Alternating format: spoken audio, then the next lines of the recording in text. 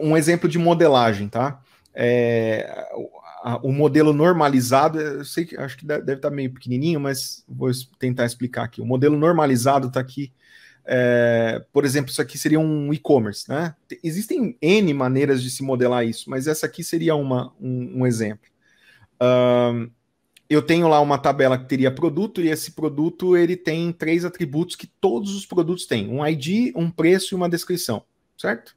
Só que, se eu for vender um livro, eu tenho atributos que são diferentes de se eu estou falando de um jeans aqui, no caso, de uma roupa, ou de um CD, né? Eu não sei quem compra o CD, o LP ainda, o pessoal ainda compra. Se bem que esses dias eu comprei uma fita cassete, cara. Tá para chegar.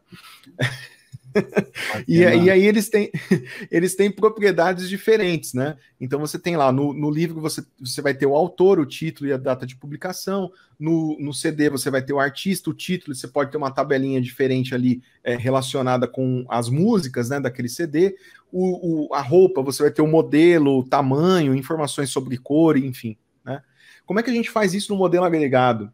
A gente tem uma única coleção, né, no caso do Mongo, né, que teria o ID, o preço e a descrição num primeiro nível dessa coleção. Eu identificaria o tipo do produto e eu criaria um campo que seria o que a gente chama de subdocumento, que seria detalhes, e esse detalhe ele vai ter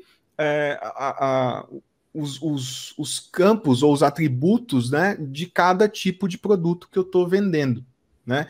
E aí vem uma outra quebra de paradigma. O esquema não é da tabela, no caso, né? O esquema não é da coleção, que seria a nossa tabela, né? No relacional. O esquema é do documento. Então você pode ter documentos com esquemas diferentes. E aí ali dentro no DT eu posso ter várias, como se fossem várias linhas ali dentro? Sim, você pode ter vários atributos, e se fosse, você pode ter um que a gente chama de array. Aí é meio que o relacionamento, é o tipo de relacionamento. Imagina que o detalhes, ele seria, desse jeito que ele está modelado aqui, ele seria um relacionamento tipo 1 para 1. Né? Então eu tenho um subdocumento dentro desse cara.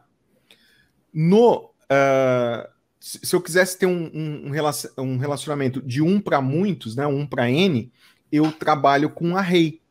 Então eu teria um array de subdocumentos ali, né? E o N para N a gente também tem, que aí eu teria 2 coleções e elas teriam o seu ponto em comum ali de cruzamento, né? Mas basicamente quando a gente usa um subdocumento, a gente está fazendo uma tradução do modelo de relacionamento. Qual o tipo de relacionamento que a gente quer usar? Se for 1 para 1, eu vou usar um documento único, e se for 1 para N, eu teria um tipo array ali, né? E no dia a dia, pelas empresas aí no Brasil afora, é o dev que cria isso tudo, o DBA só chega, já tem lá... Normalmente o banco nasce, né, com sistema tal, começa a funcionar e talvez depois venha o Leandro para fazer um TANI ou para ajudar na infra e tal. Mas essa parte de modelar o banco normalmente fica com o dev, não fica?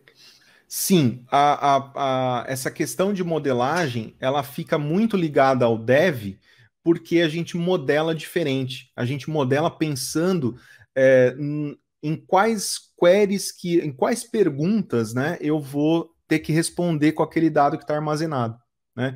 Então, quanto mais fácil eu tiver o dado ali armazenado para responder as minhas queries, melhor eu vou estar modelado. Né? Por quê? No banco de dados relacional, a gente tem a garantia da álgebra relacional, né? Para ajudar a juntar os nossos dados ali. Né? No banco de dados NoSQL, a gente não tem isso. Então, eu tenho que pensar em como otimizar o resultado das minhas queries. Obviamente, você tem casos e casos. Né? Legal. Eu quero ter um throughput maior de escrita. Talvez um modelo muito agregado você tenha um pouquinho de problema.